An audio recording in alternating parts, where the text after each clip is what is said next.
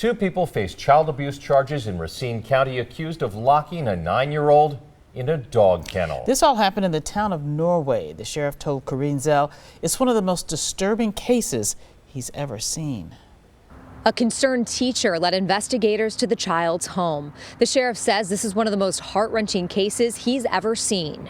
It was one of the most disturbing things I've witnessed in law enforcement. This dog cage is where a 9-year-old girl tells authorities her grandma and a man she was living with were keeping her. Cardboard on the floor, a couple of blankets, and a padlock.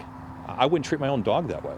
Investigators in and out of the rural home in the town of Norway, where the sheriff says the child was allegedly locked up 12 hours a day for at least a week. Was put in there in the evening and then let out in the morning to get ready for school.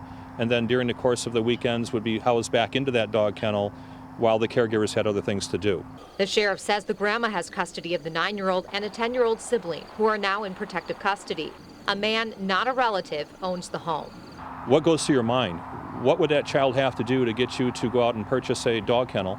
Grandma and the homeowner in custody for causing mental harm to a child, false imprisonment, and other felony charges. The caregivers are in custody. They're locked in a jail cell where they ought to be. Neighbors tell me the homeowner is a decent man, surprised to hear anything about possible child abuse. The sheriff says he is not cooperating with authorities, but the grandmother is. In Racine County, Racine County, today's TMJ4. Thank you, Karina.